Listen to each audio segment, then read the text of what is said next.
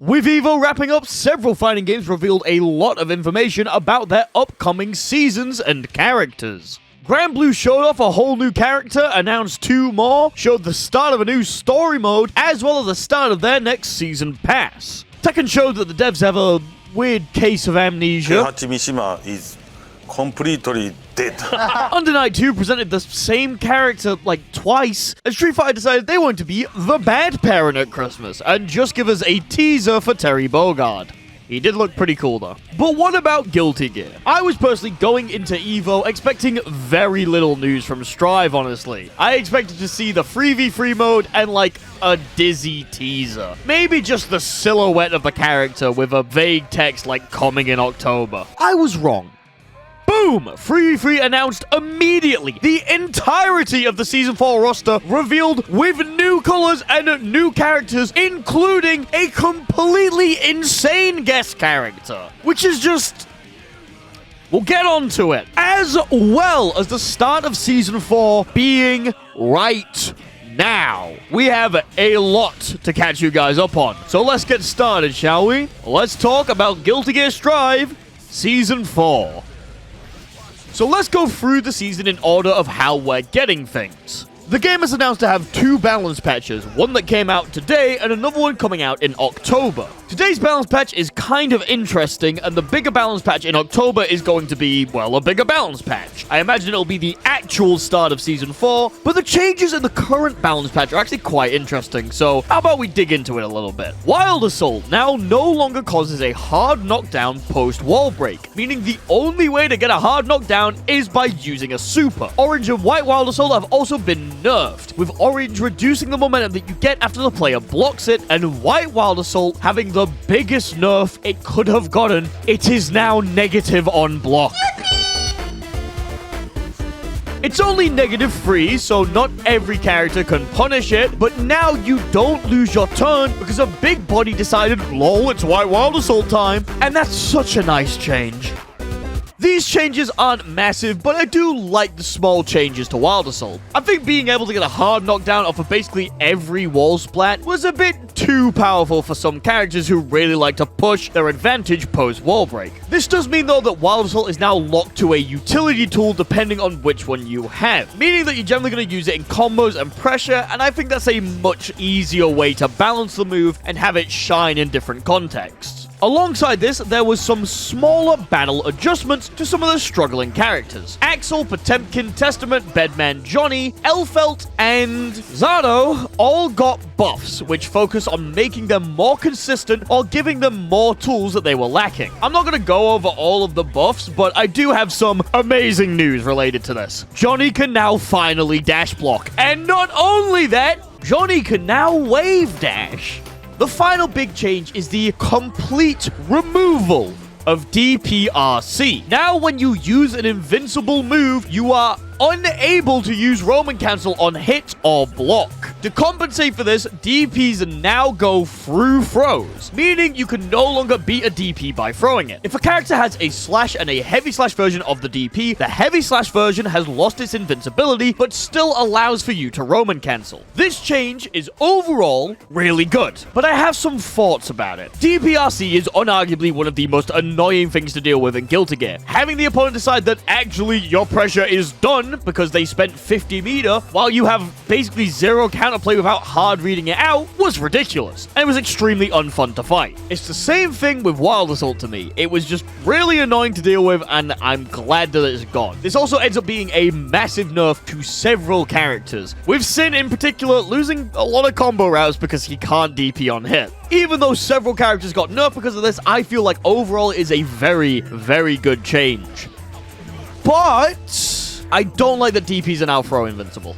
It doesn't come up all of the time, but every time that I threw someone who was doing a DP, I felt like a genius. And I've genuinely said that I think other games should have this option. Just having another option to deal with a DP and keep your offense rolling that isn't blocking is kinda cool. And seeing it get removed kinda hurts. I understand the logic from the developers, since throw was kind of meant to be the thing to beat DPRC because, well, they just can't RC the DP if they're getting thrown. But seeing that being traded for DPRC is a fair deal, but a sad one. Also, quick side tangent, but we really quickly need to talk about Baiken. I genuinely thought that Baiken was going to get some form of quality of life buff, since it felt like she's been left behind by the past few patches. This isn't just an opinion that I hold. Sometimes Baiken's routes would just kind of drop. Her pressure wouldn't exactly work. Her mix-ups were really strong, but you had to get going somehow. And overall, she kind of just felt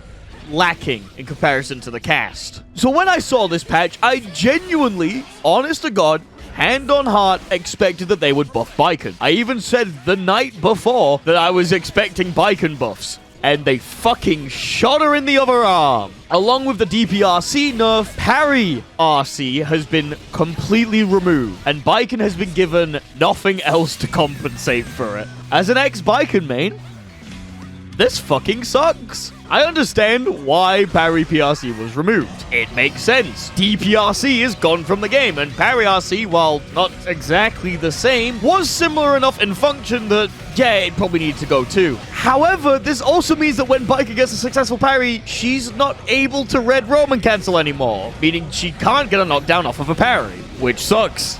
It's not like she's out of options. The strangest thing about all of this is that Super RC is still in the game, meaning that characters like Faust, who use this tech a lot, are still able to pull the same shenanigans where they do their super and then RC it before the meter's spent, basically going invincible for 50 meter. But that's not really the point. It feels like Baiken hasn't gotten a lot of love in a very long time, and this patch really just made that ever more clear. It really felt like Arctis just went, we're going to buff characters who aren't performing as well as they should be. Oh, okay, cool, so I can get a buff then. Overall, a very nice patch and a great send-off to Season 3, but please buff Baiken. Seriously, you've left her alone for like 2 seasons at this point. Anyway, on more lighter news, we're getting a new game mode. On Friday, we're getting the public beta test of the free versus free mode. This game mode seemingly works in a bit of a weird way, and thankfully we've gotten some information about it. The game is locked to having 6 different players, with 3 players on each team. Unlike other tag fighters, you all share 1 health bar, so it's important that none of you go down. The main player is able to call in all of the other players as assists to do strong special moves. The assisting players are able to use specific special moves when a bar that only they can see fills up. There are a bunch of different ones that you can use, which range from putting a fire carpet on the floor, adding poison to the main character's attacks, and healing the entire team. Players are able to tag in an assist character to become the main character if both players accept the switch, being the main and the assist that's being tagged in. When a switch happens, the old main character stays on the screen for a little bit, allowing for both players to fight at the same time and create their own crazy combos with crazy setups. Once a main character switches out, they won't be able to switch back in until the next round. This game mode sounds really interesting and kinda chaotic, but I've got a couple of questions. To begin with, networking. Strive's netcode is good, but I've had a lot of matches that can be best described as chunky. Normally it's fine, but if one of the connections is bad, you definitely end up feeling it. I imagine that the 3v3 mode will be using the same netcode that Strive does since... But why wouldn't it? What? So if one player is lagging... Yeah. Hopefully Arctis has found a way to subvert this, but this is definitely something that I'm going to have to check in the open beta. And since the game needs 6 players to play, you're not going to be able to play it offline. Both PlayStation and Xbox only let you connect 4 controllers, and the game doesn't seem to have an offline variation on the menu that we've seen, which sucks. I really wish that we could find a way around this. Maybe we could have single-player versions of the mode that let you use the AI from the arcade mode when you switch in a character. So when your main character becomes your assist character, they start doing the things that the AI would do during arcade mode. Or we could just get like a 2v2 variant, so the 4-player problem isn't really a thing. I don't know. It kind of sucks. Also, the fact that it requires 6 players that's a lot of players for a single fighting game. I'm worried that once the hype dies off for the mode, it might end up becoming a little bit slow. Apart from that, the mode looks really cool. I'm super excited to see how it shapes out, but I do have one Final question. What in the ever-loving fuck are those? That, to me, looks like a ranked badge. The different color, the stars underneath it, the shinier version of it. This leads to a pretty simple question. What the fuck? Does the 3v3 mode have actual matchmaking? It's shown that if you go in solo, you have to find other players to be able to play. So, is there an MMR system? If there is MMR, or just any general matchmaking in the 3v3 mode and not the 1v1 mode, I am going to say nasty words on twitter.com. Arxis! Finally, the moment you've all been waiting for. The new characters. Season 4 is once again going to give us 4 new characters. 2 of these are fan favorites, being Dizzy and Venom. Not a lot of surprises here, honestly. Dizzy is one of the most requested Guilty Gear Strive characters ever. So the most shocking part of this reveal is the fact that we had to wait 4 seasons for Dizzy. It was bliss. It was beautiful. It's fine, I have a few more months. Like all Strive characters, you can have a bit of a redesign, and I must say, the concept art that we've seen already looks absolutely fucking amazing. The mix of the updated clothes, the new hairstyle, and the wing gears, it's all very nice. It's all really cool. Absolutely love it. Gonna fucking hate fighting her though. Venom was actually a little bit more surprising. He's obviously a fan favorite character and a lot of people love him and his story, but I feel like maybe there was a chance that we wouldn't see him again. He kind of retired and exiled and his story just kind of naturally wrapped up in a nice little bow, but he's back. He's updated his drip, and he's coming out early next year, so that's going to be awesome. We have no idea how drastically these characters are going to change, and we're not going to get Dizzy until October, so we still have a lot of time to speculate for both of them. Speaking of speculation, we're also getting a new character. Unica. This was the easiest call ever. Unica's the newest character in the Guilty Gear Strive anime that's releasing sometime next year. We don't know much about her apart from the fact that she hates gears, which she's still fighting World War II, bro. Holy shit. The only thing that we have to go off of is that she has red eyes and some blue streaks in her hair. And some people have pointed out something terrifying. Something that sends shivers down my spine. In fact, I'm not even going to talk about it. Someone who thinks Unica might be just to say what? What? Ha! Fuck! It's not a lot to go off, but there's a non-zero chance that this might just end up being Justice again. And if that's the case, all I have to say is no! No! Bad Arc System works! Bad big company! No! Don't do that! Bad! No! I do like her design, though. She looks cool as fuck. The final character is Guilty Gear's first ever guest character. Finally! It's time! It's time! It's happening! The guest character I've always wanted is coming to Guilty Gear Strive! Lucy Cyberpunk. I don't need to hide this from you guys. IGN reported it before it was even officially announced. If you want to see my unfiltered reaction, you should go to the second channel where hopefully the video's up. If it's not, hee hee, haha. The announcement gave me an overwhelming feeling of... Huh? It's no secret that I've been a bit iffy with guest characters in Strive, saying that I only really wanted Ragnar because I thought it would make the most sense. And while I'm not against Lucy being in Strive, I'm not gonna lie when I say that I am extremely confused. Originally, I was gonna go on a rant about how Lucy doesn't make sense in the Guilty Gear universe since she's from Cyberpunk, and the Guilty Gear world is completely devoid of technology, so having a Cyberpunk character makes no sense. But then I remembered that both of these are works of fiction, and also it literally has punk in the name. I don't think she gives a fuck. So now I'm just confused on one simple thing. The why.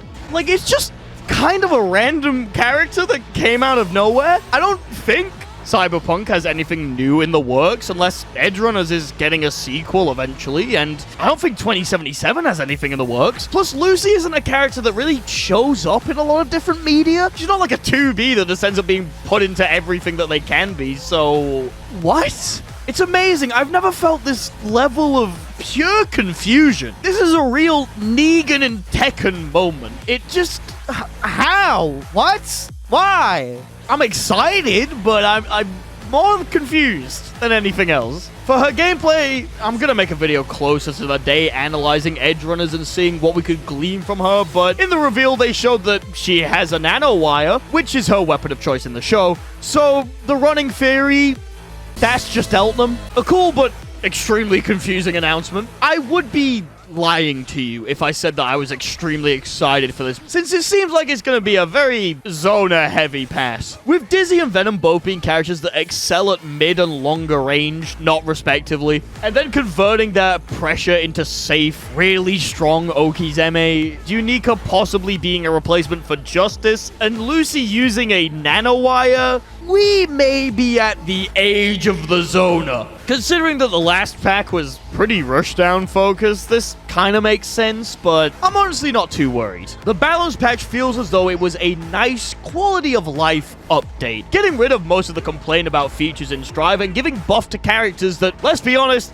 kinda needed it, and taking Baiken's over her arm while they're at it. She's not even like the biggest loser of the patch. You can't even combo from it anymore, dude. So I'm not really too worried. While Season 3 was an attempt to shake up the game and give it a completely new fresh coat of paint, Season 4 seems as though it's aiming more towards competitive stability and, more importantly, community happiness. A lot of the changes seem like measured responses to the community's concerns and complaints, and I'm very happy about that. Arctis has kind of had a track record of fucking updates up and just doing the strangest balance changes, but apart from Baiken, I'd say that they did a really good job this time. Hell, I'd say that Strive is probably the most balanced it's ever been right now, which, for an Arc System Works game, that's fucking amazing! It seems like the changes they made are making sure that the game is more fun and enjoyable for as many people as it can be. And if you ask me, that's exactly what you want in an update. Thank you all for watching. I'm pretty sure this is coming out tomorrow. I'm recording it at 11 p.m. Yeah, this is coming out tomorrow. So I'll probably be streaming a little bit of tower gameplay for Guilty Gear Strive. It should be fun. We'll be checking out the new update. We'll be having a good old, grand old time. It'll be